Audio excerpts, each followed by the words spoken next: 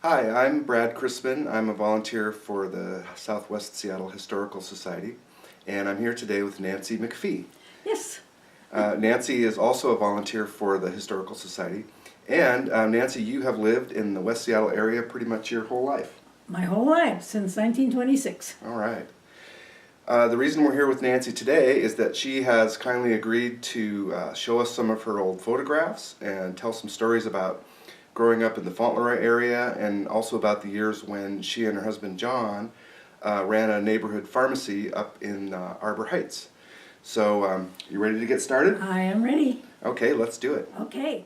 Okay, so this is our first picture, and it looks like you are about 3 years old. Right. I was all dressed up, ready to go to a wedding. Ah, whose wedding? Isabel and Lawrence Pierce's wedding at their home. Oh. At the Coleman estate, really. Okay, so Isabel, until she was married, she was Isabel Coleman. Right. And she was marrying Lawrence Pierce.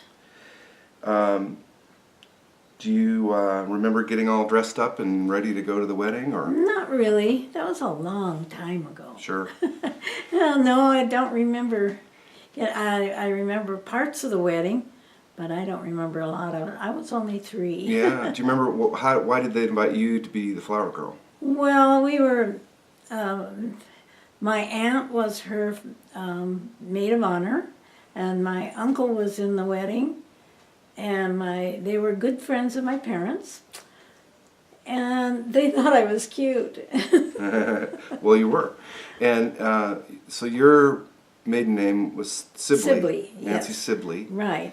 And your grandparents. My grandparents had a summer place on the beach at Endeline, and then as their sons grew up, they didn't want to come out here for just the summer anymore.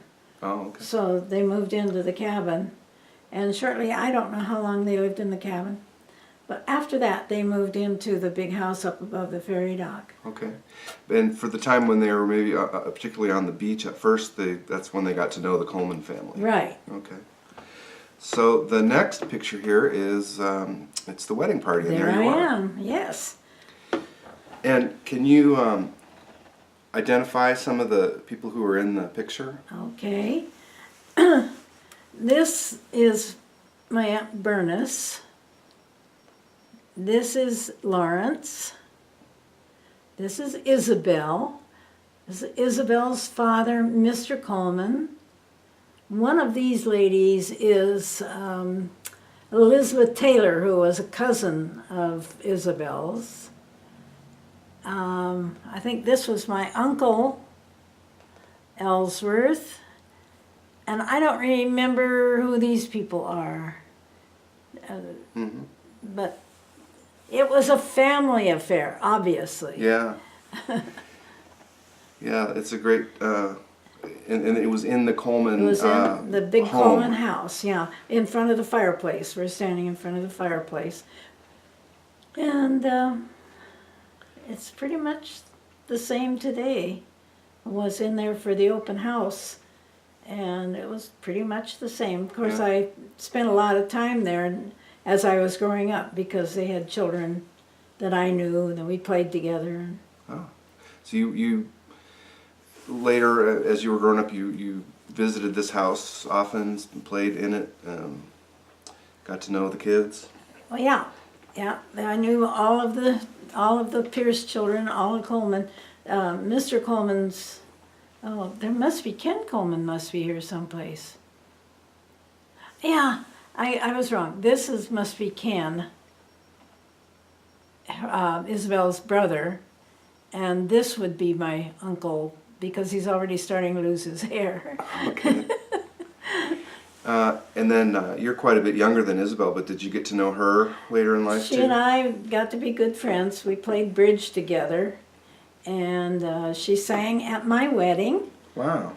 And so we stayed good friends, and of course Lawrence too. And your families, in addition to being located both here in the Fauntleroy area, you both also had summer places over on Horsehead Bay. On Horsehead Bay, yeah. They had Camp Coleman, and the Fauntleroy group went over there every year, and, you know, as a camp.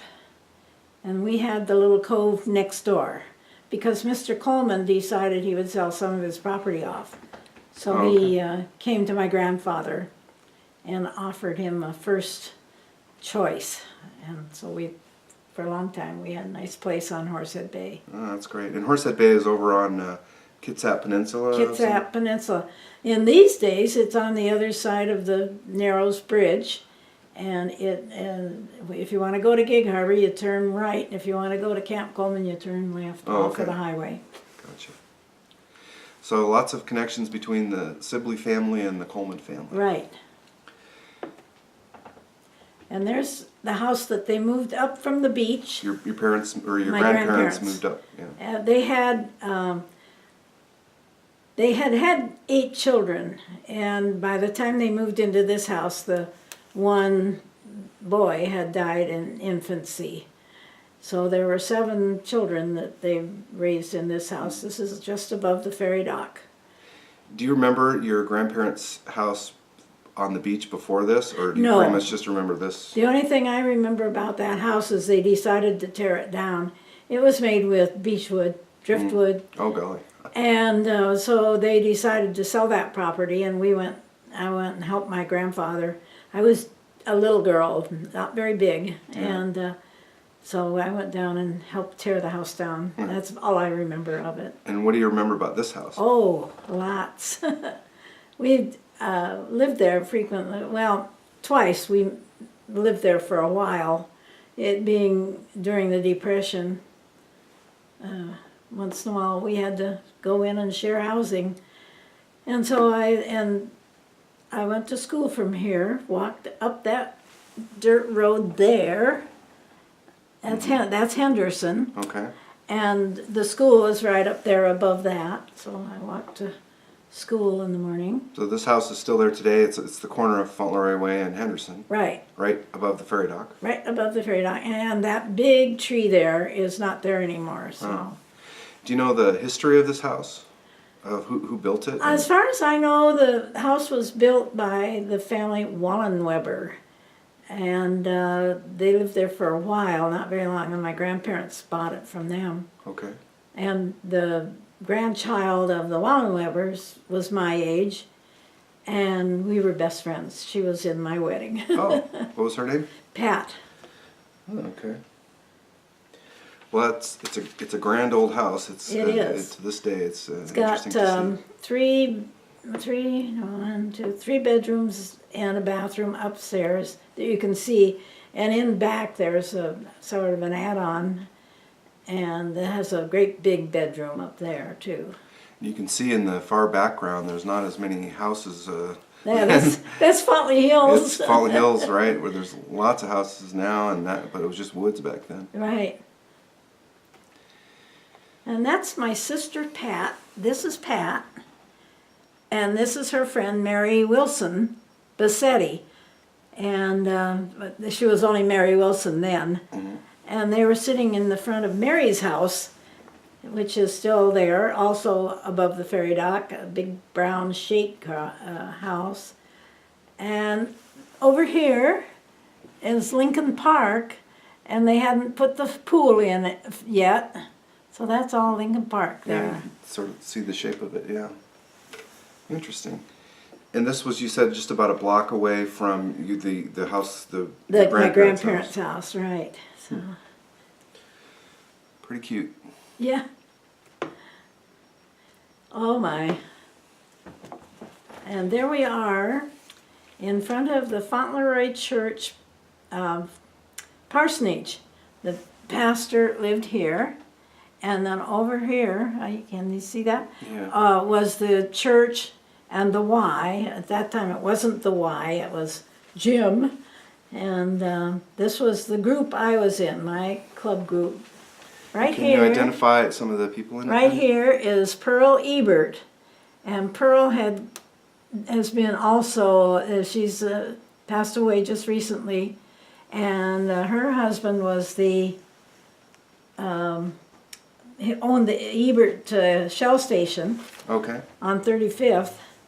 Now, was she Ebert yet, or was she still? She what was was her maiden name? Hesse. Was she married yet? You think here? She's the leader for your I think group. she was pretty young then. Okay. And this is Regis Schultz. And this is Floribel Key's older sister, Genevieve. And Floribel's a volunteer also. Yeah, for the historical study, yeah. Right.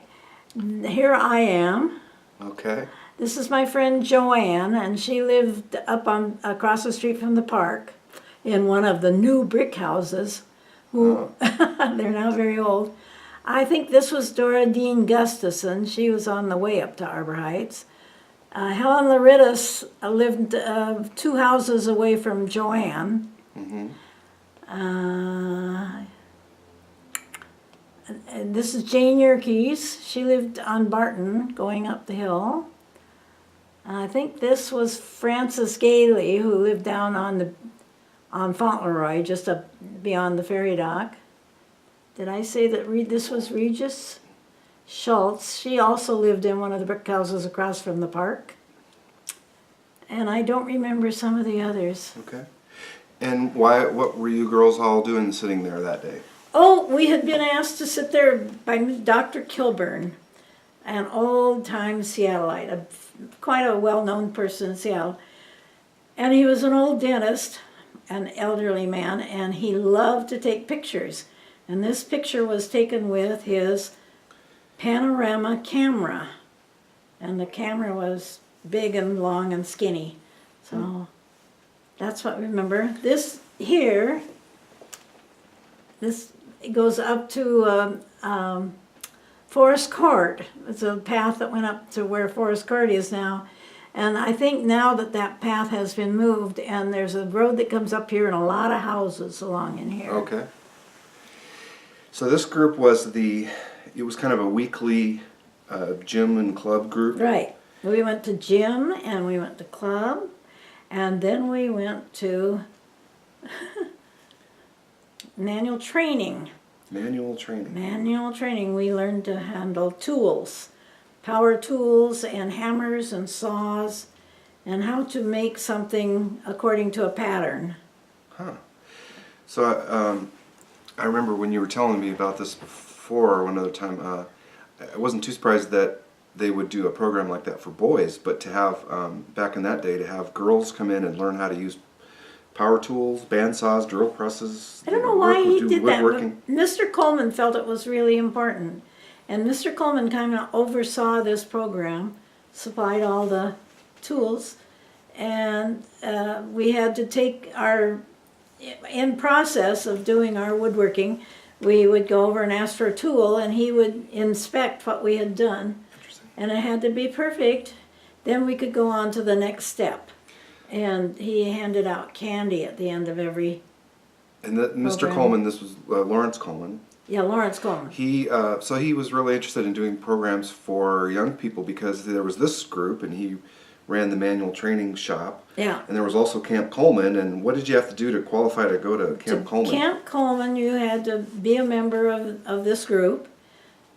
And then you had to attend church, and you couldn't miss more than 3 Sundays of Sunday school, and you had to have $1.50 for a week at Camp Coleman, and all the transportation over and back. We went over on his 90-foot yacht, the Osprey, and he took all of the campers on that. And as you grew up, you became one of the leaders, and you had to watch over the little kids that they didn't fall off That's the great. boat.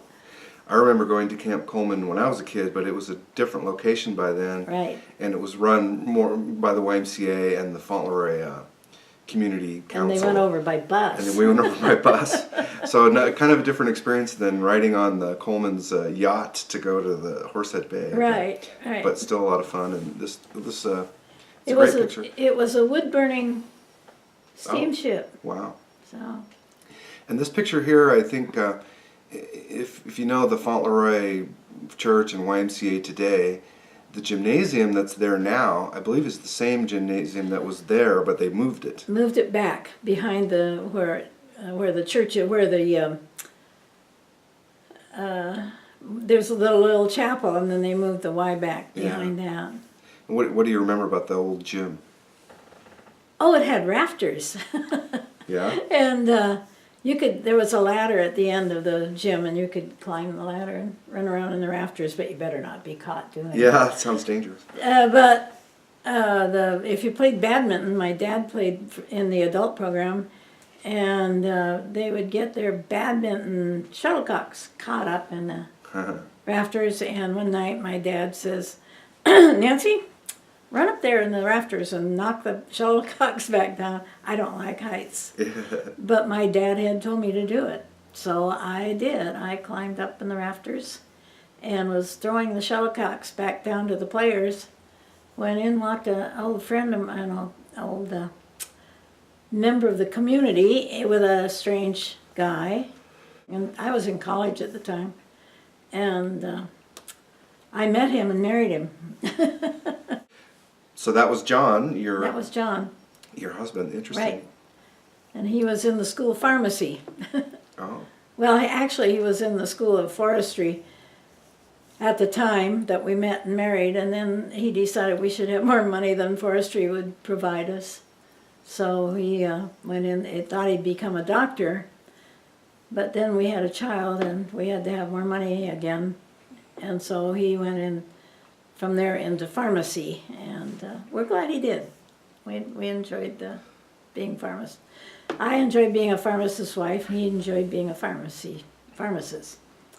So that's me. I think I was probably in junior high school, living in the house my parents finally bought. And as you can see, we can see the ferry boat docked right down in here. So we could see a lot. My sister by this time was in a wheelchair with arthritis, and so she could sit here on the deck, on the porch, and just enjoy the view. We had moved from this house across the street. I never lived very far away from one place to another. So there's where we moved from there up across the street to here. Yeah, the bell came off my dad's sailboat called the Nellie Mae. And he and his brothers used to sail it out in the bay, and my grandmother would go to call them for dinner, and there'd be no place in sight, which meant they'd probably gone behind Blake Island and gotten becalmed. Oh. And they very often did that, and Grandma just got pretty casual about the whole thing. One of her sisters came out from Ohio one time and was really frantic, and Grandma kept saying, "No, they're just becalmed. They'll be home in the morning." And I guess I never saw the Nellie Mae, but that was the bell that was on it. How long did you live in this house? Oh, we probably lived there a good 10 years, maybe longer. My parents lived there quite a bit longer because that's the house I was living in when we were married. And so in addition to this house, you lived in several other houses around Right. Fauntleroy area early on, right? Like I say, I lived across the street here, and then a couple blocks, well, it's directly in front of the house I live in now, down on 47th. And I lived directly across the street on Brace Point Drive from the church and the Y. That was easy. I could walk hard. I could come home for lunch, and I could walk to the Y, to the gym in just a big hurry. And it was quick to the beach in the summer, so it was a nice place to live. And you're junior high age here I or think something? probably about that, yeah. You went to Madison? I went to James Madison and West Seattle. And so here you are, a high schooler. Actually, I was a freshman at the university, Oh, okay. and I had taken this job with George Henriksen, seen here, in his little corner pharmacy down on the corner of Wildwood and 45th. Okay. So right down there on where the beauty salon is in that Right, that same building, building same now. shop. And I was better known as the soda jerk, and I wore bobby socks. So that was your job in the pharmacy, was a soda jerk. Right. Learned to make a soda and draw Cokes from the machine, and when we had a earthquake one time, I learned to put bottles back on shelves. Wow. And did you, how did you get this job with Mr. Hendrickson? Well, he lived 2 houses away from us. So one day I was in there, said I wanted a job, and he said, okay. That was easy. I knew that the kid that was working for him was going to have to give his job up, so Okay. I did that. And that's my husband in front of the very same pharmacy after he had graduated. He worked in this little pharmacy for a long time. Not for a long time, just a short time. And George then opened up the new one up on Arbor Heights, and it became Arbor Heights Pharmacy.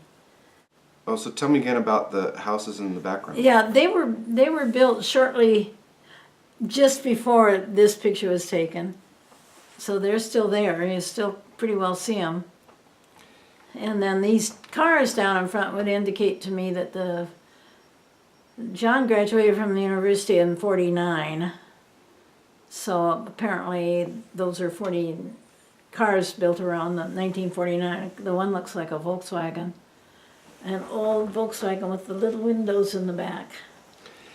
So you were saying that John, he didn't start off to be a pharmacist. No. He came home from the war, as many of the young men did, really fed up with big crowds and noises and the whole shooting match that war does to young people. And said he wanted to live out in the forest. And I said, we were going to get married. And he said, that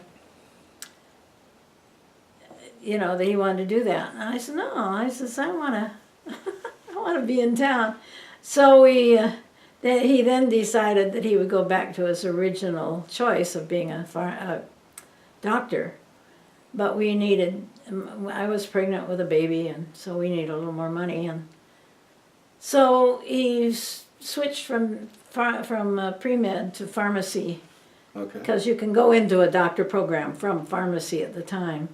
And so he took pharmacy, and then he went to work as a pharmacist, and that's the way it... And interesting, but kind of a coincidence in a way, that the same pharmacy where you had worked as a soda jerk was the one where he got his started first job. career. Right. Yeah, that's great. And then eventually, George moved the whole business up to the top of Arbor Heights. Well, I think that leads into our next photograph. That's it. That was the old store at Arbor Heights, and then we purchased it from George. So this was up in Arbor Heights on corner of 100th and 42nd. Right, right. And you can see that we had a 1950 Plymouth. Oh, yeah. Or what? I was a 53. So this picture was taken in that time period. Why would Mr. Hendrickson would have moved his pharmacy from where it was located down there Fauntleroy. in Fauntleroy up to Arbor Heights? I don't remember that discussion. I don't remember why he Seems like moved. Fauntleroy would be maybe a better location, but maybe not. Maybe there was a... Well, it was a tiny little shop, Oh. and this was twice the size of the one down in Fauntleroy. And I guess the bakery was so well established we couldn't move into that. And at the time, this is a funny thing, at the time on Wildwood, there was a man there that had a hardware store. Oh. A kind of a hardware variety store. And it had lots of fun things in it. So I think probably there was just no place to expand to, and he needed more room. All right. And so George Hendrickson built this place, and then you shortly after that bought it from Bought it from him, yeah. And there's another shot of the store. And that was still while it was before we did the outside. And there he is back in the pharmacy. It says 1951. I didn't realize these were all dated.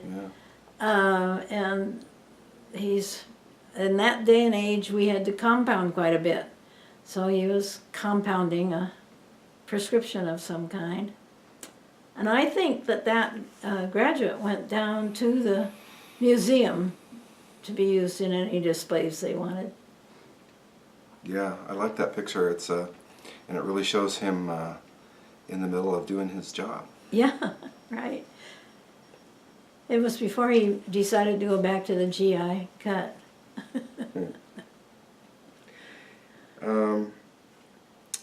Let's see. Now he's gone back to the GI haircut.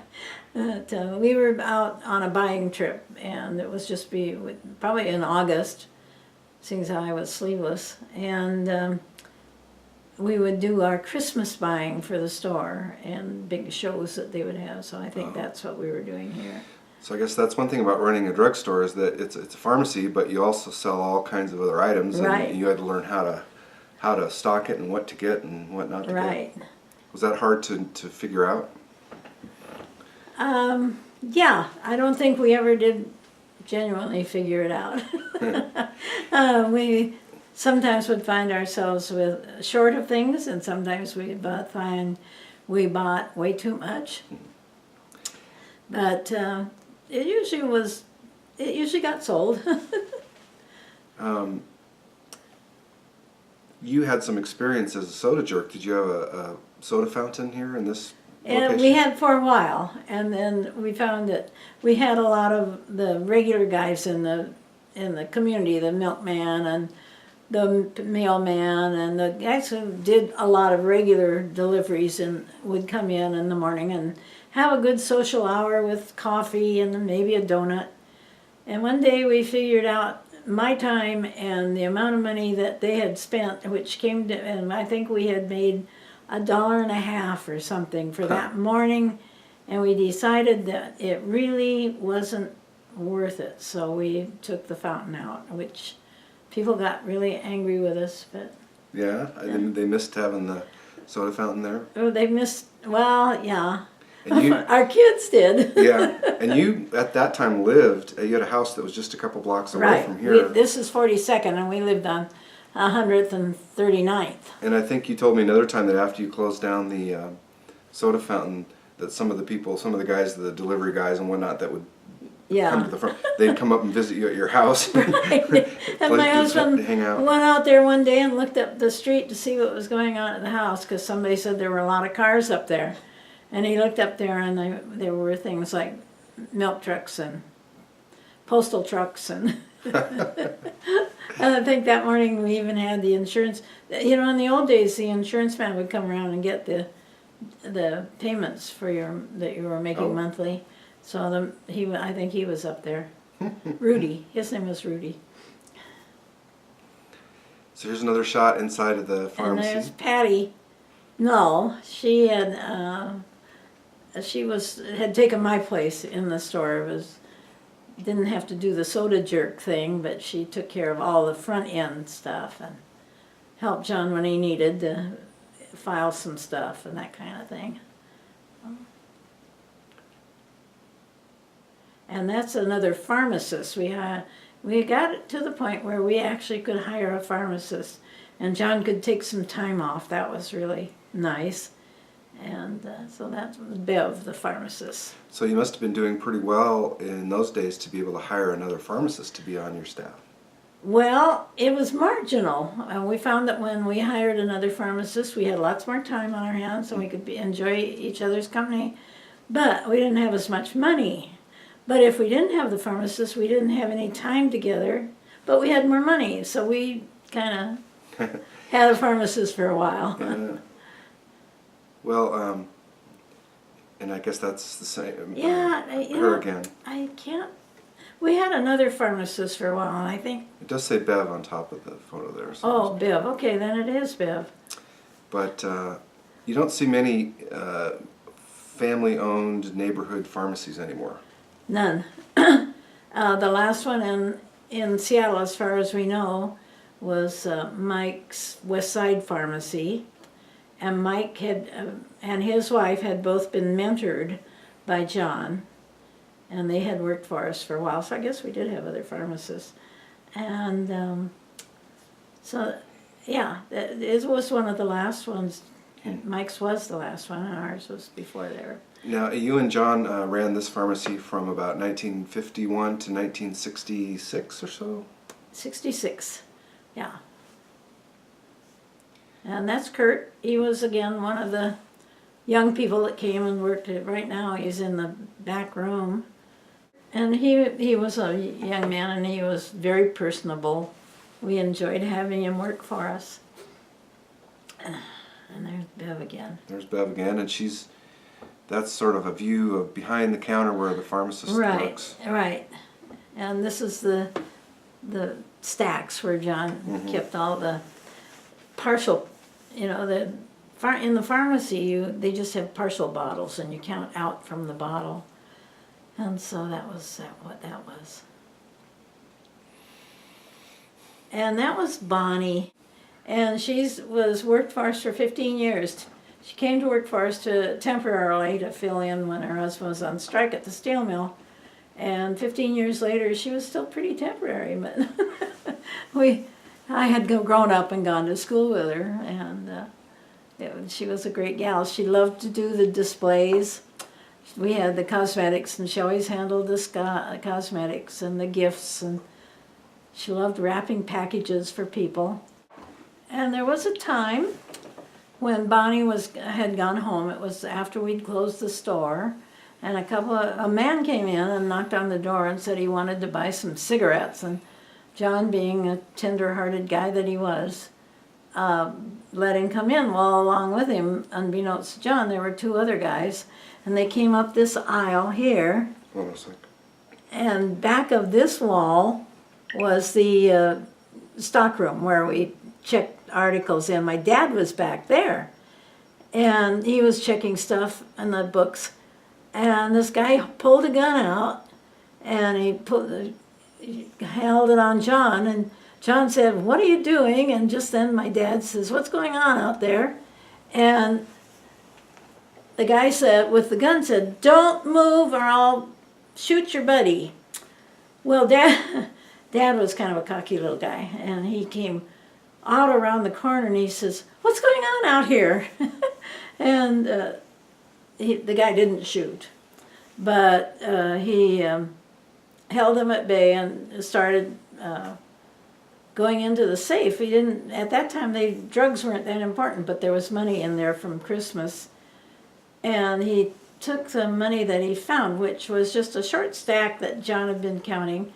The main Christmas receipts were on the counter in a big stack, and the man never looked there, and John kept twitching and keeping his eyes up. Finally, the man turned around, and they started running out, and they ran across in front of the big plate glass windows, and John pulled a gun out of his belt that my dad didn't know he had, and shot through the plate glass window, through the guy's leather jacket, and little known to us, he did manage to shoot that one guy. And John ran to the door and saw a car pulling away in a hurry. He was pulling away in a hurry because he'd heard the gun. And John shot through the back window of the car, and we found out it was one of our customers. But things were easier in those days, and the customer forgave him. He forgave him because John had the window in his car repaired. And anyway, probably a month later, my dad it wasn't that much. Shortly after the New Year, Dad went in and parked his car at the old valet parking across from Frederick's. And when he went to pick it up, lo and behold, the man who had the gun, he was just a kid, delivered the car to my dad. So he quietly got into his car and drove up to his office and called the sheriffs, and they came down and arrested him. And by that way, we got all of the other two kids, really. And when they took him to jail and he took his jacket off, they found that he had indeed a bullet wound in his shoulder, Wow. and it had festered because he wouldn't go to the doctor. So when John had shot through the plate glass window at this guy as he was running out the store, he managed to get him in the arm. Sure, shoulder, Wow, yeah. that's a pretty good shot. Yeah, well, he was kind of surprised too. Ah. But anyway, Did you have many other incidents like that at the we had pharmacy? 2 other burglaries, but not, we weren't in the store at the time. And then we started leaving the dog in the store, and the dog didn't like people coming up to the window, so he scared them. His bark was worse than his bite. Well, that's not a great memory, but I imagine you have a lot of fond memories of Oh, running yeah, the store. so many people that we have grown to know and love, and when we had to close the store because there was too much competition going on and we were kind of off the beaten track. So we closed the store and people would come and stand in the middle of that aisle that you see there and cry. And then John would say, well, I haven't seen you lately. It's good to see you. Well, I really have been going down to Pay and Save or something. And there's our daughter. Our children all worked with us at one time or another, and that's Patty. She was a little tiny thing and never got to, because she had had some serious illnesses. But she was a pretty dedicated worker for us, and we enjoyed having her there. And your other kids worked in the store at different Yeah, times her also? younger sister started working there when she was still, when she got to about Patty's age. And she just loved working there because she could walk by the candy counter, and she loved candy. So, yeah, Penny worked for us. And Dave, a little bit, but he never got old enough to really work for us before we sold the store. Here's another shot behind the counter. And that's where John, that was John's office, I want you to know. That was his big office. And there we decided that we would jazz the place up a little bit.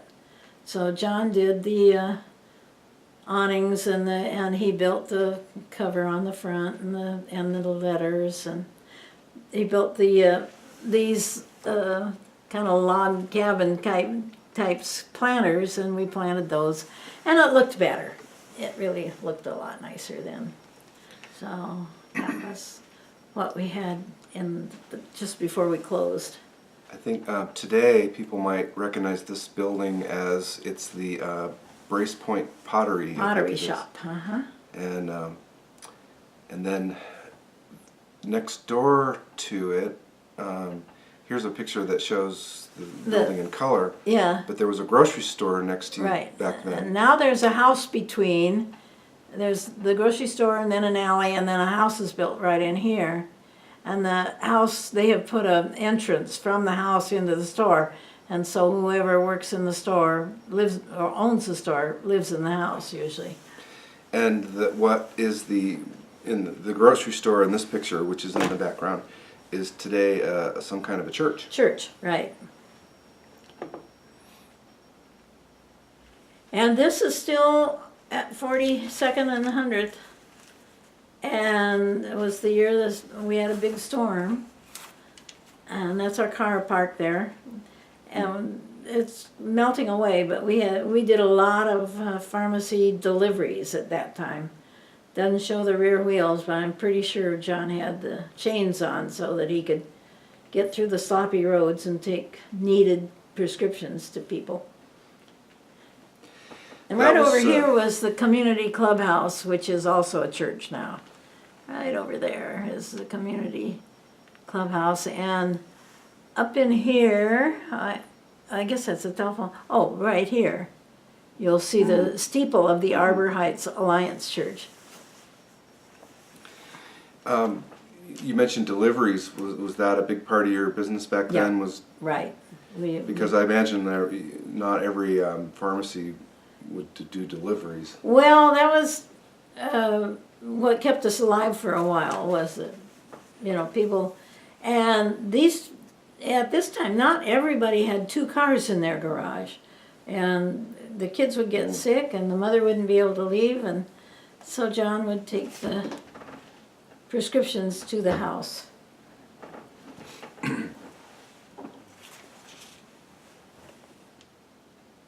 And that's the little house we lived in. You could, from this corner window here, you could see the pharmacy. And when I got dinner ready, I would wave to John and try to get somebody's attention. And he would come up and have dinner, and I would go down and work in the store until he got back. So that was how we worked dinner hour. But on Saturday night, he closed the store early so he could come home and have dinner with us. And oh, that was a big night. The kids just loved Saturday nights.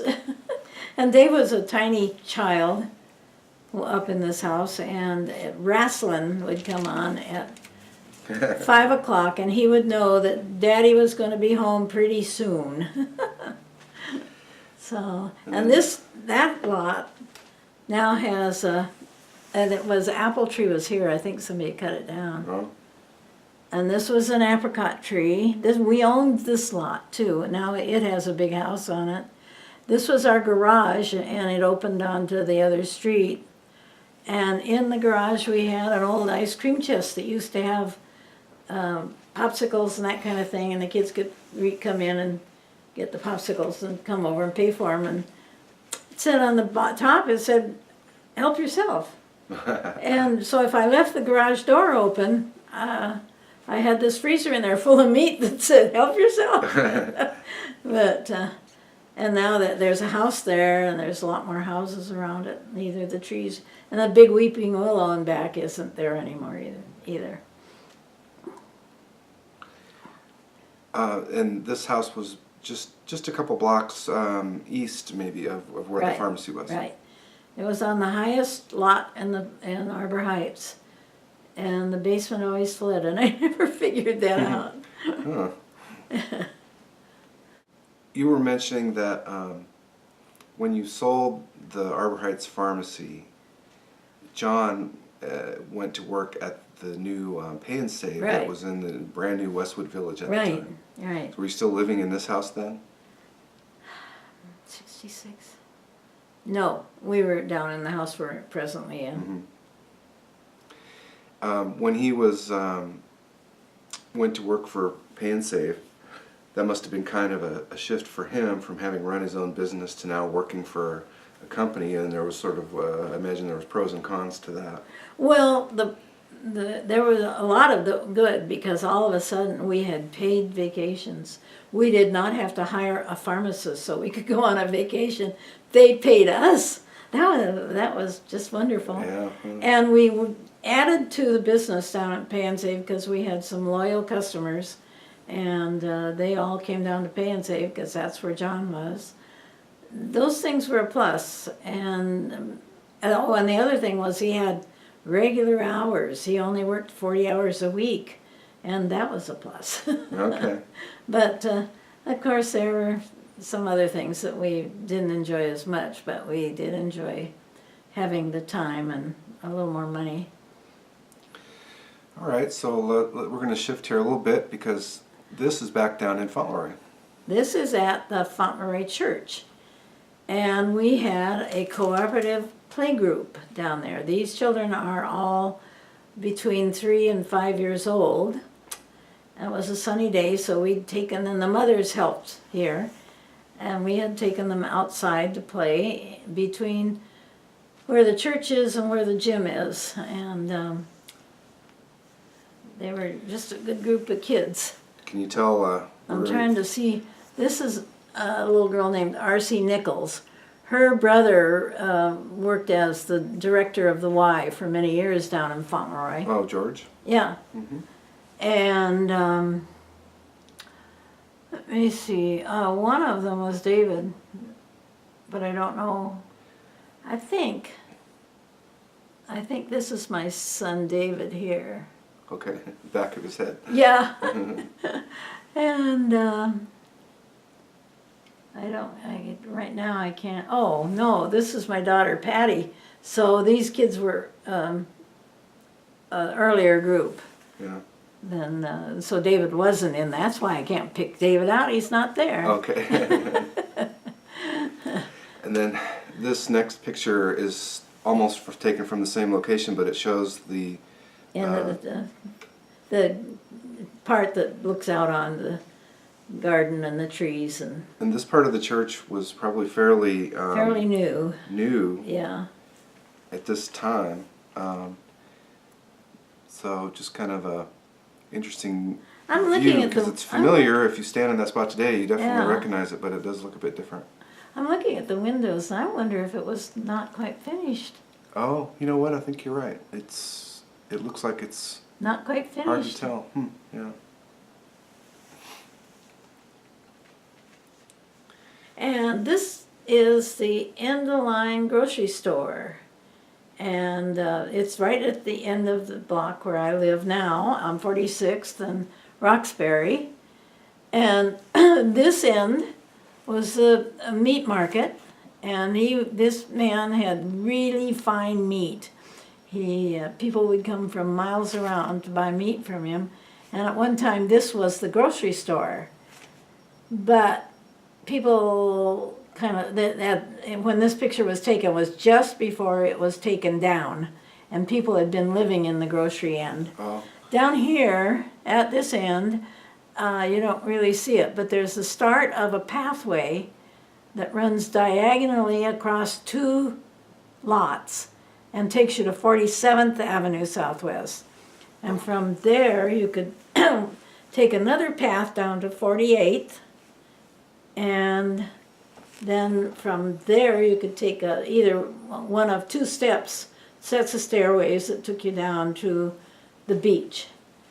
And so that was fun. We would and right here in this corner was why they called it end line. This is where the tracks went around in a big circle, and the trolley would come up here and go around in a great big circle and come back down the hill. So it was the end of the line.